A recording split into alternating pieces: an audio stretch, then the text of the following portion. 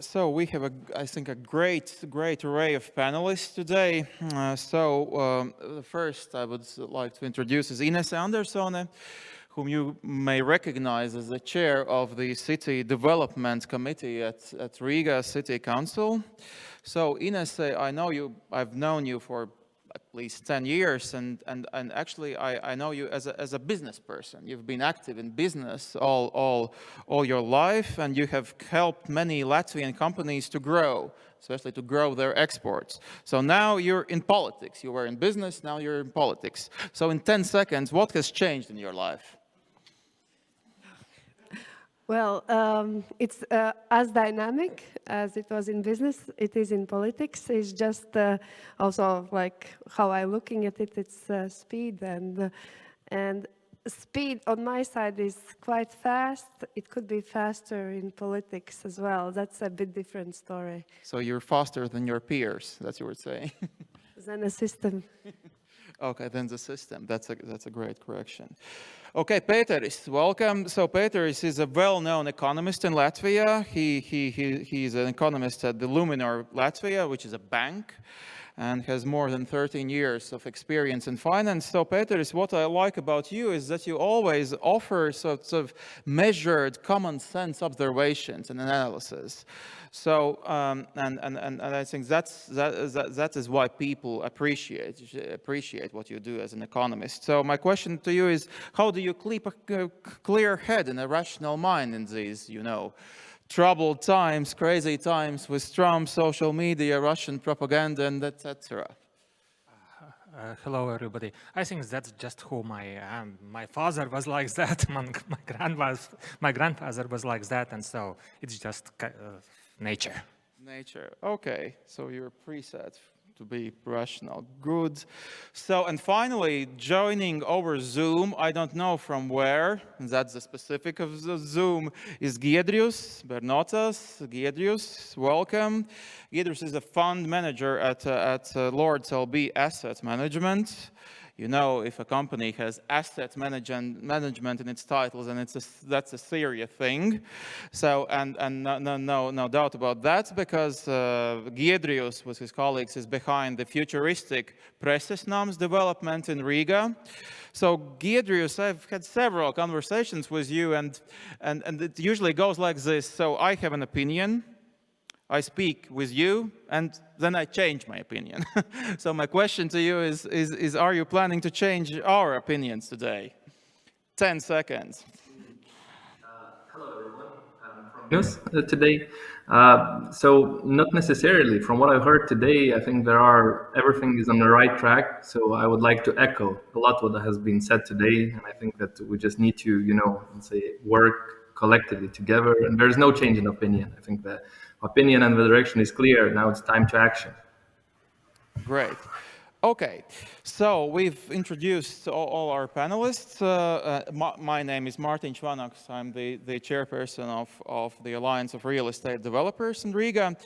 So, and I would like to bring also the Slido poll already on the screen, and perhaps it could run in the background. So, and the Slido question I would like to ask you is if you are an investor in Riga, you would rather invest in, and then it follows, rental housing, residential for sale, offices, industrial, retail, hotels, and so. Perhaps we can keep this Slido running for a while and then revisit the results. So, but Pēteris, I would like to start with you. So, when we speak and politicians speak about the Latvian economy, we usually say that we need, more manufacturing, we need more factories, we need to export Latvian goods. That's a kind of a tenor of these conversations. But when you look at what actually Latvian GDP is made of, then you see that Riga is leading the way with a major contribution over half at least to Latvia's growth. And Riga's economy is based on services. So, and you've been one of the people to remind us of these facts. So, and if we look at this, is this from a sort of real estate perspective? I think there is a clear link. I mean, if you work for an international company in Riga, that company needs a modern office space. You work as an employee in a modern office. You have a decent salary, which means that you would like to live in an apartment or a house that is on par with your office. So basically, the question is, could you explain to us how this services-based economy is connected to urban development and to real estate? Yes, Riga's economy is definitely mostly service-based. The biggest service sector of the city is IT and business services.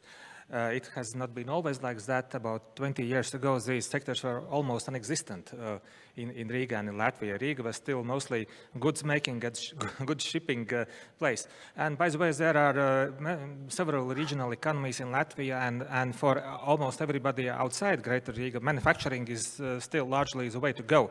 For example, Liepa is now making stunning progress, growing about 10% a year by successful development of mostly manufacturing, and it can work. But yes, in Riga, it's a different story, and service exports will increase their role in city's economy, and how it goes together with residential development. Riga has a really good one big advantage. It's really stunning diversity of very diverse residential areas, old town circle of boulevards, interesting wooden timber districts, private housing areas around the city, and so on. So it can offer high quality of life for people who are quite demanding, and people who work for modern service sectors tend to be quite demanding. And so it is good synergy between the city's money-earning economy and residential economy, and I see there are great prospects for development. And we can work in many directions. One of them is restoration of historical heritage. There are still many empty or underused buildings which will collapse if they are not brought back to life. There are empty spaces even in downtown Riga where to construct new buildings. There are opportunities to build nice low-rise apartment buildings outside the center, to restore wooden areas, and so on. We can work in all these directions and make the city more interesting. Okay, Inese, so what Pēteris already kind of mentioned is the development of residential and offices. And basically, if we speak about service-based economies, and Pēteris attested to that fact that Riga is a service-based economy. So we need offices where these people can live, so where these people can work, and we need housing where those people who work in these offices can live. So since this is a panel on real estate, so what is kind of your pitch, your message to real estate investors in Riga? So what do the new municipality of Riga, what do you offer them? So what's your story? Yes, hello. And so from one side, as a Riga municipality, what we can do, and definitely we already have started and we can do even better, is to kind of minimize the red tape. Not that's why I have a red jacket, but red tape as a bureaucracy, less bureaucracy, and faster all type of improvements, so that real estate developers can faster get different kind of permits. Saying that, we have the green corridor introduced, and it shows good results for kind of bigger, larger developers. However, we need to be much better at the smaller scale, at the kind of private developers. And there we're lagging still behind. What from the second part, I think, is also how is the city in general livable and the mobility around the city. And here I want to kind of say that through, I think in the next 2-3 years, we will see a much bigger change in the Riga city center, as we will introduce a low emission zone in the Riga city center, which will, with aim to improve the air quality of Riga city center, yet it will open it more for public spaces, and it will be more, will be a start for a more livable Riga city center. So shout out all to the investors, smaller or larger. Riga city center has still a lot of old buildings, old apartments, which need investors to make them great, and there is a potential in that. We will come back to the question of how to make Riga more livable, but since you pitched the fast-track procedure at the Riga City Construction Board, which is now being expanded to cover also the utility network holders, and our industry is appreciating it very much. It really, I mean, there is already sort of a price tag and in sort of an investment volume which has been attracted to Riga because of that. So this sort of show that when you make regulation, change regulation, which doesn't cost anything, basically, it's just making the bureaucracy more efficiency and cutting red tape, that already can spur investment into real estate. So, but Giedrius, I would like to ask you about and referencing what Inese said about this sort of change of attitude towards investors in Riga and the fast-track procedure and etc. So do you feel welcome as an investor in Riga, and do you feel that the business environment in Riga is improving? Thank you for the question. So in general, I would say that we really and truly feel welcome. I have to admit, in 2017, when we have acquired the land plot, there were a lot of legends about the bureaucracy, about lengths of discussion of preparation of a project that is required for a project to go forward. But I have to admit, we are always coming with a very transparent idea, with a very transparent agenda. We're showing our project, our ideas early to representatives of the city, and I have to admit, we have been always welcomed in such a case. So I can only say that even starting in 2017, 2018, this actually worked. With regards to Green Corridor, I can give you a good example from our project. So when we have signed the 76 million euro general contractor agreement for first stage development, we were anticipating that, let's so call it, this bureaucratic beginning of construction, passing all the paperwork would take us a month. However, due to the fact that we were part of this Green Corridor initiative, it actually took us 5 days.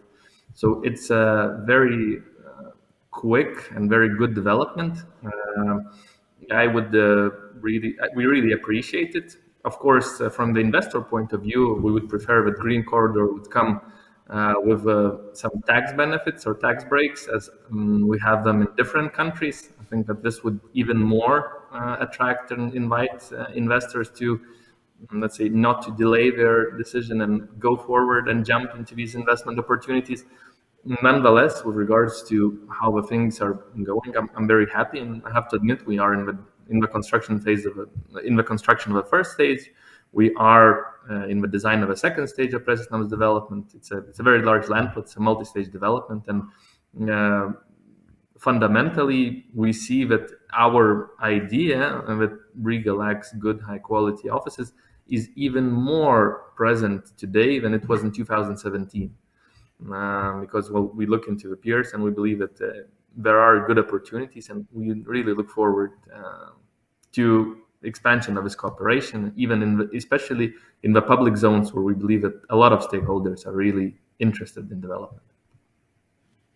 So Giedrius, so this conference was largely devoted to the future of Riga in the sense that that services-based economy should be developed in Riga. We spoke a lot about talent attraction and other things.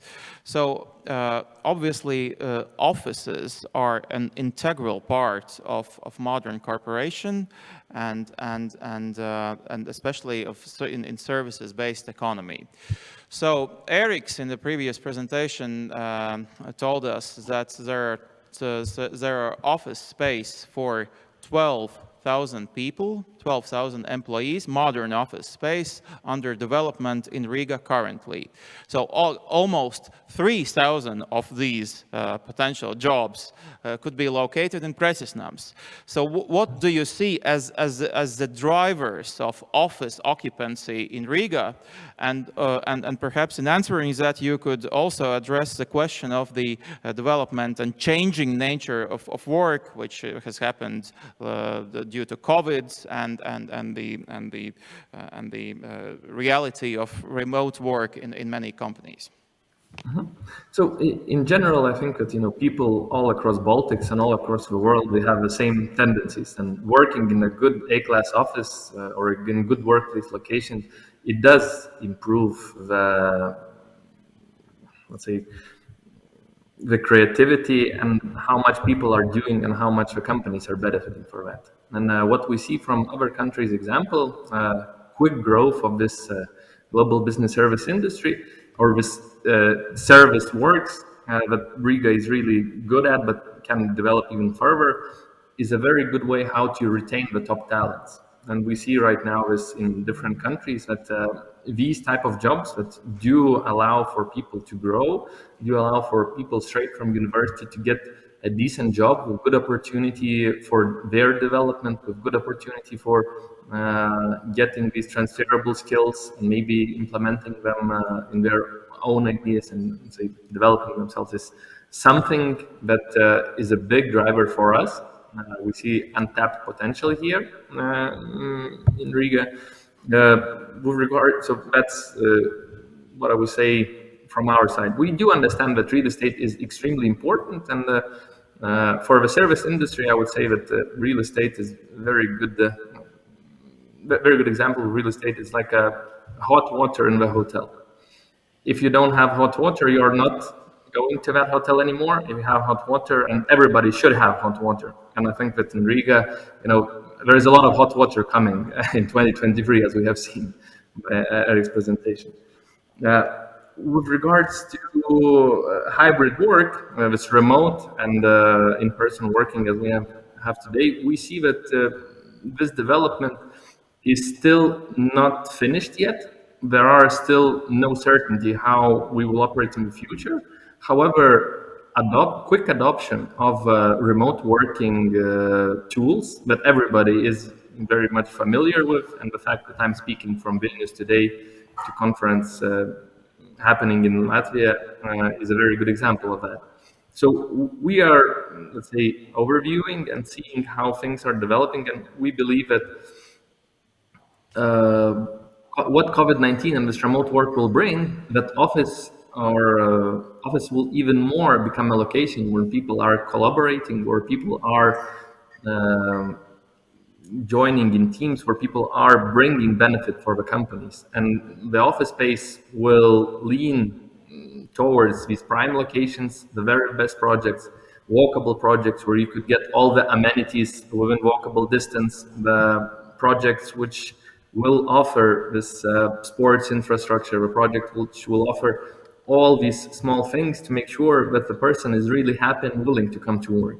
So this is what we see, let's say, from real estate development perspective. Okay, thank you, Giedrius.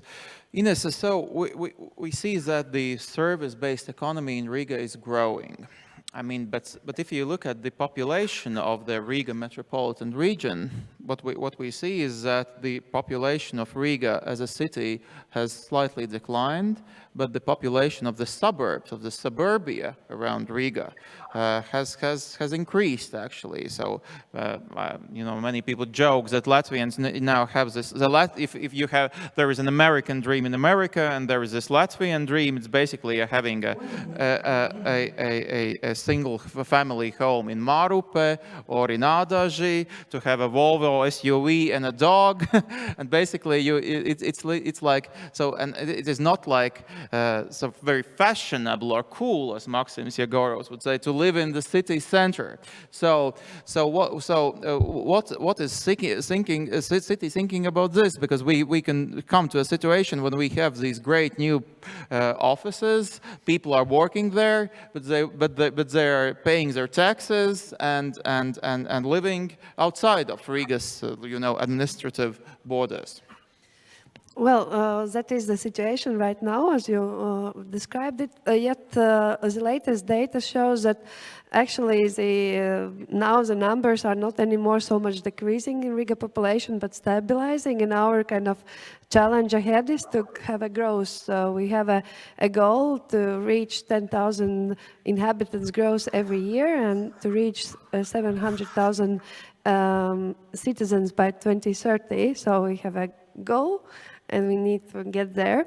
And I believe that one part of the story is, of course, the people who are outside Latvia in general, who would see Riga as an attractive place to come and to stay and to live and build families. And they can be of Latvian origin, but they definitely are not only from Latvian origin.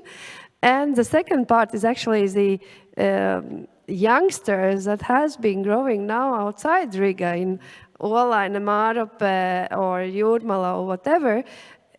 They will understand that actually it is boring to live in the forest next to the sea all year round, and maybe that was a dream of their parents, but that's not the dream they want to live.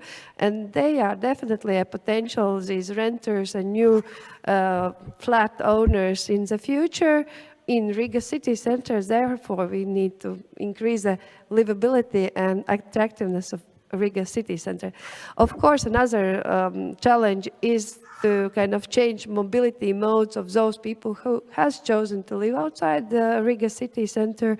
And there the rail will be a kind of main moving around public transport already starting from 2 years. There will be new electric trains going, and we are going ahead with the better stations around. So again, for investors looking at this, there are definitely potential around the rail stations development, because people will want to kind of live next to that they can fastly change the modes, jump to the train, come into the city, go out.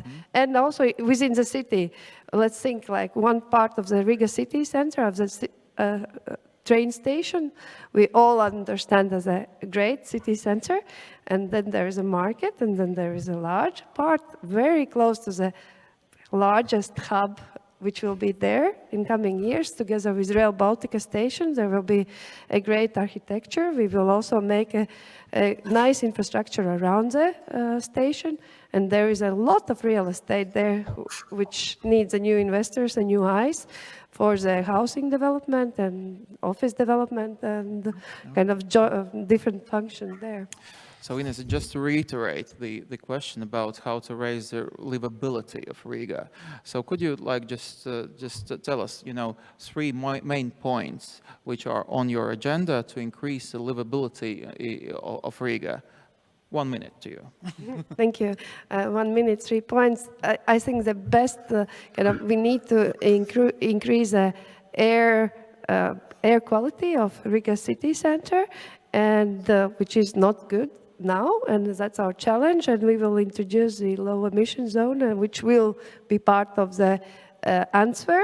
And with that, we will also have a more space for a public infrastructure, more greenery, more public space around. So livability as in the Riga city center will definitely improve, and you will be able to walk around and bike around and have a better public transport in coming years. Very good. So Pēteris, what is your take, also in a minute, on this, let's say, urban-suburban divide of Riga? So do you see this as a healthy thing, or do you see that some sort of changes need to be brought there? I think Riga needs both. If we look at the share of people living in the multi-apartment houses and small scale housing. Latvia has the highest share of people living in the apartments, buildings with at least 10 apartments in European Union. It's even above other Baltic states. So perhaps as we converge with the rest of Europe, the general movement will be out of high-rise areas, but Riga is really special with having very high quality, dense residential area, which is downtown Circle the Boulevard. Comparing it to other Baltic capitals, the shortcomings of Riga versus Vilnius and Tallinn can be addressed with investment. The shortcomings of Tallinn and Vilnius versus Riga cannot be compensated with any amount of money because there will be no Belle Epoque again. So Riga has a really stunning big number of very beautiful buildings in small area, and if you appreciate your aesthetics of your environment, quality of life, it is just an attractive place to be. Sure, I agree. Okay, so since we're coming, we have to wrap up our discussion. I just wanted to touch upon a very small topic, namely Rail Baltica. So Pēteris, in a minute, what do you think as an economist? Okay, we know what changes Rail Baltica will bring to the Riga city center, you know, in terms of its territory development, the new station, and etc. But what industries do you see emerging? What new industries related to the development of Rail Baltica? What new businesses related to that? What do you think is the future in that regard? I think that the main contribution of Rail Baltica to Riga, Latvian and Baltic economy will be that it will help to solve one of the biggest problems in this part of the world, is that it is sparsely populated. Unlike the core of Europe, far fewer people per square mile and so on. And it will, in a way, bring together labor markets in big Baltic cities, capitals, and also Kaunas, making intraday travel much easier, so making cooperation in various projects easier. So it will increase the attractiveness of Baltics in general. It would be for me a bit difficult what it can specifically do for Riga. It is already the biggest city in Baltic states. Greater Riga has roughly as many jobs as the whole of Estonia. It will definitely help, but I see it as something that changes Baltics in general, not just Riga in specifics. So basically, since the travel time from Riga to Paņevežas will be 55 minutes, so we'll be able to attract talent from Paņevežas. By the way, you can live in Paņevežas and work in Riga then. Exactly, maybe. that's the future, I think. So, Giedrius, I wanted to ask you, as an investor in real estate, how do you see what industries will the growth, the development of Rail Baltica will spur, be it, you know, in industrial, warehouses, assembly, logistics? How do you, as an investor, see the future regarding Rail Baltica and Riga?